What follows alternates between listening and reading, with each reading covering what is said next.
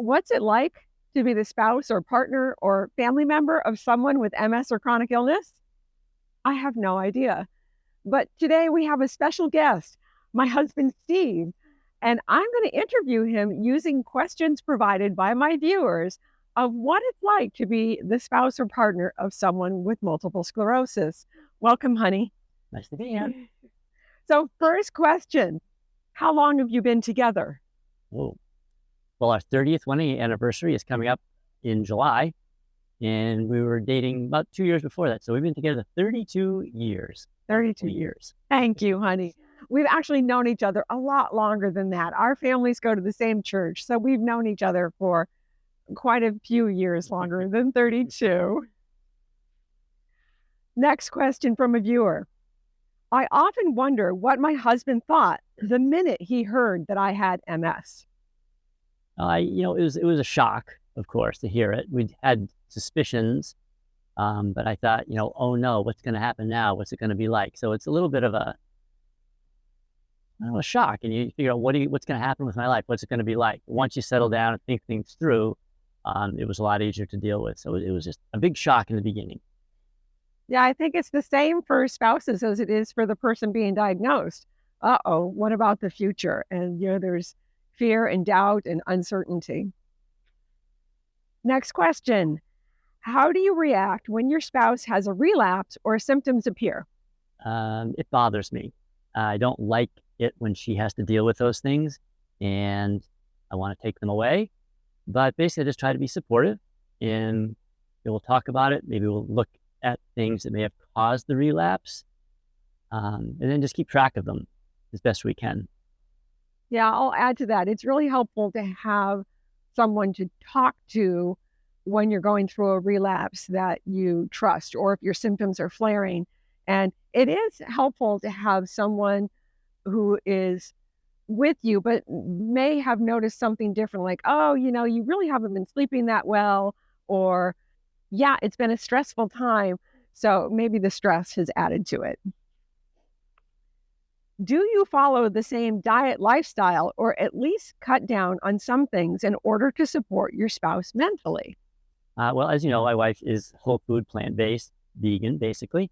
I've actually been a vegetarian for most of my whole adult life, and I've been pretty much a plant-based, whole food, plant-based vegan for over 15 years. So I actually was probably on that diet before she was.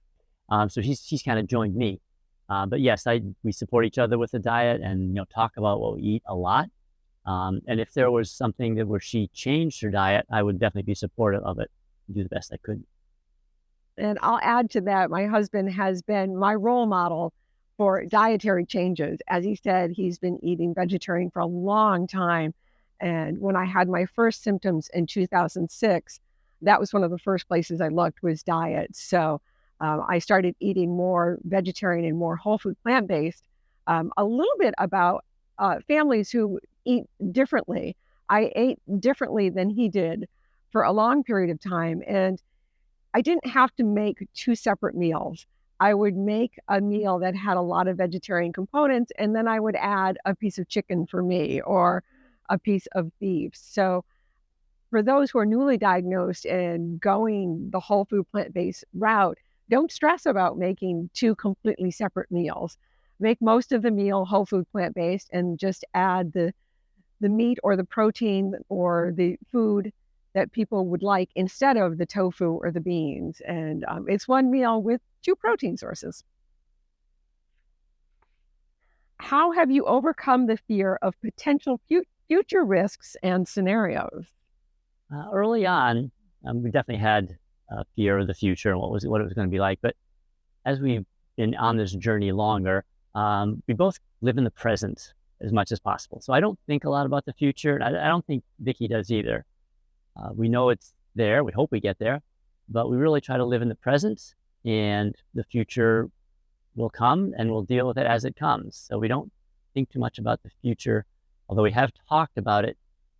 Should it become a big problem, what would happen if she was very disabled, and how would we deal with that? But living in the present is how we deal with a lot of things. Yeah, we both kind of have a Buddhist philosophy of living now, and none of us knows what's going to happen in the future.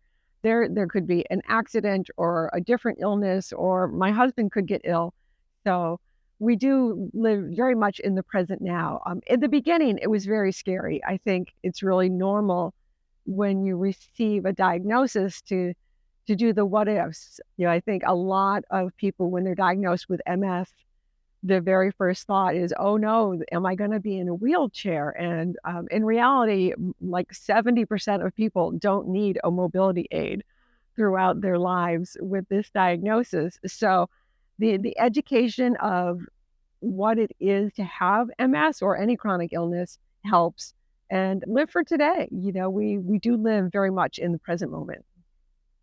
What would you have done in the past differently in the way you deal with your wife in terms of her illness? I don't think I would have done much differently. I've tried to be very supportive all along the way and continue to live my life, as well as I could also. So I really don't think I would have done much differently. Awesome. What advice would you give to a friend that was contemplating proposing to a person with chronic illness?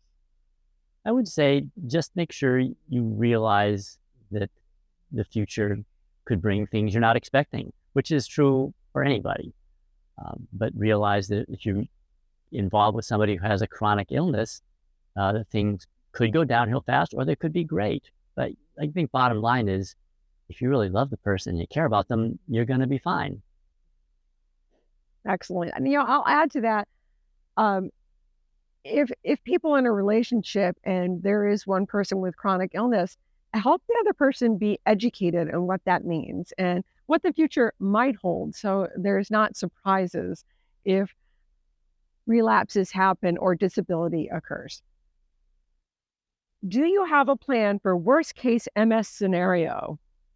I would say we do have a plan. Even before Vicky had MS, we thought about long-term care insurance. So we do have that should things get very bad. And we have talked a little bit about what would happen if she became so disabled that she needed help and how we would deal with that. So we've talked about it a little. Basically, we're just, we'll wait and see, but we're hoping it doesn't arrive, anything like that. And we have talked about, when we get older, if we need care, not just me, if we need care, how will we do this? Most retirement communities or live-in support communities might not be able to support our dietary needs or our dietary requests. So we have talked about, how can we stay in a home or how can we stay in a place where we can get the support that we need as we age? What do you most worry about for the future with your spouse? As I mentioned before, we do try to live in the present, but thinking about the future, I worry about her becoming totally disabled because I know that would be hard on her. She has a great attitude, so I think she could deal with anything that comes along, and I would make sure that I was capable of doing that too. But being totally disabled would probably be our biggest worry. But again, we do not dwell on it at all. We live today. Yeah, and thinking about disabilities, I had my first symptoms in 2006, and I had my second relapse in 2017. So I've lived a long time without disability, but also since I have been diagnosed, I've met so many wonderful people who are more advanced in their MS and have disabilities and how they live wonderful lives with them. Um, I used to look at wheelchairs as this very scary future, and I don't so much anymore. Mobility aids are just that. They're mobility aids. They aid us in living our lives. We're not confined to a wheelchair. We are enabled by it. Without wheelchairs, we might be confined to our house or confined to bed. So they're an aid to help us live our lives. And if I ever get to that point, I hope that I can have that attitude of I can still live a really full life with my disability. Do you sometimes feel that you, as a lovely hubby, live with a chronic health condition? Not often, a little bit at times. There are certain things that I know we can't do together. Like we couldn't take a really long hike up a big mountain because that's just too hard for Mickey. And there are things that she cannot do because of the weather. It's extremely hot. We can't do things. So in some ways, you might say that I'm living with the condition, but uh, that really is the only aspect of it there. So basically, I don't feel that I do. If you could give your lovely wife anything at all, what would it be? My butt. I have butt envy. She always says she wants my skinny behind. Sorry. Um, but if I could give her anything, either from me or just in general, it would just be not to have MS, to have good health. I think that almost everybody would wish for something like that, to have good health and have it for a long time. But as Vicky mentioned, MS has introduced her to so many wonderful people that in some ways it's been a blessing. So, but I would wish for great health for her. Thank you, honey. As a couple, do you ever talk about possible tougher days ahead or just take it one day at a time? We generally do take it one day at a time, but we have discussed what the future could be like if things, didn't go as well as we'd hoped. So it's been a discussion, but not something we dwell on. Yeah, I think being honest with one another about our fears and concerns in the future and being open with one another has been really helpful to us. I think it would be much more difficult if I was holding my fears all inside and I didn't communicate them to Steve. And I think the same. Yeah. What can people do to support you as a caregiver? I think that in general, almost the way you support any people is just be aware that you don't know what's going on with the other person, with me. You don't really know what my life is like as a caregiver. I mean, luckily it's pretty easy because Vicky's doing really well. But certainly there are tough times, and just be supportive of me as a person, and be kind, be nice, and just don't assume that you know what it's like to be in my position. Yeah, I think I'll add to that. As the person with the chronic illness, our spouse or partner can't know exactly what we're going through. There's just no way they can know. It is almost indescribable. So I think communication is key, letting them know that, today's a bad day or today's a high fatigue day, keeping the lines of communication open, being willing to talk with one another about what it feels like to have chronic illness or what it feels like to be the caregiver of someone with chronic illness. And, don't be afraid to ask for outside help, going to therapy or even as a caregiver, finding a support group to help deal with uncertainties and deal with fears is a really good option. Is it hard to be honest about your own feelings with your diagnosed spouse? How do you remain supportive even though you're scared?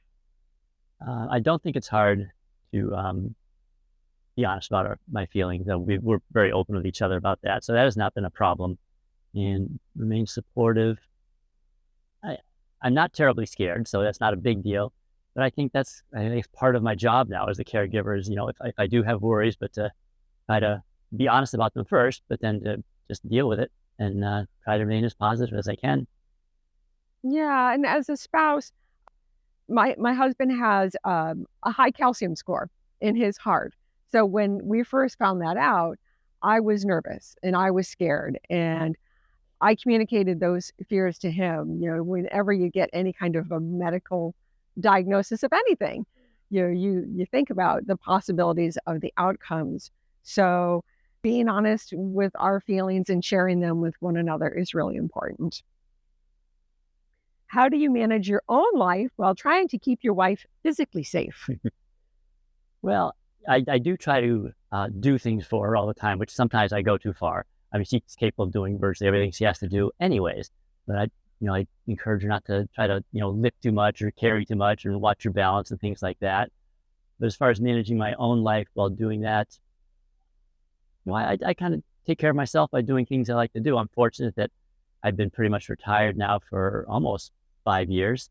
So I'm able to do the things that keep me full and, and participate and do things with my wife as well. Yeah, and I think it's just like any partnership or any couple, we look out for each other. He may look out for me a little bit more in terms of balance and heat and diet and express a little bit more concern over that. Watch your step. The dog is there. Be careful when you get up. It's awfully hot out today. Do you want to wear your cooling scarf? Things like that. Is he willing to talk about the often unspoken feelings of being the spouse? I think I'm willing to talk about pretty much anything that has to deal with what we're going through. As we mentioned several times, we're very open with each other, and yeah, I'm willing to talk about pretty much anything. Yes. Yeah. It's important to keep the lines of communication open. When we hide our feelings from one another, that can lead to it can lead to an uncomfortable life if we're not being honest with each other. So I think honesty and openness about our feelings, even on the tough days, is really important. What does he do to take care of himself? Well, as I mentioned, I'm fortunate to have been retired for about 5 years, so I've been able to do the things I want to do most of the time. I enjoy doing some work. I do some volunteer work. I've got sports activities that I'm involved in. So I keep myself busy doing things I like to do so that I feel good most of the time, ready to take on virtually every day, every time I get up. So I'm lucky. I know some people who are working hard, it would be more difficult. I think for the first couple of years, I probably was still working, but again, I was fortunate that I really liked my job. So I've been in a very good situation. I think if you have a very stressful job and you have to deal with other things at home too, that you need to take care of yourself, maybe by going to therapy, but also making sure that you have time for yourself. Now, I'll add that he is also such a great role model for me in taking care of himself. He really does take care of his physical self really well. Diet and exercise and stress reduction and, reading and learning all the time. So he's a really good role model for me. Any final thoughts that you'd like to share with the spouses or partners of those with chronic illness? Nothing specific to this situation, but just be kind to each other. Realize when you're having a bad day, and if you need to separate yourselves to deal with something, that's fine too. But I think kindness goes a long way, and honesty and openness certainly are there as well. Yeah, I think everything he said. And also, as a caregiver, find support for yourself if you need it. It's really important that we have a partnership, and it's really important that he feels supported or any spouse or partner feels supported. There are groups out there, and I'll try to put some links below so you can find groups for support if you need support outside of the family. And being honest with each other, living for today, trying to support yourself to live as well as you can, and to have a partnership. Thanks, honey. You're welcome. Thanks so much for joining us today. If you like this video, please give it a thumbs up, the like icon under the video. Don't forget to subscribe and join my newsletter using the link in the description below. Until next time, be well.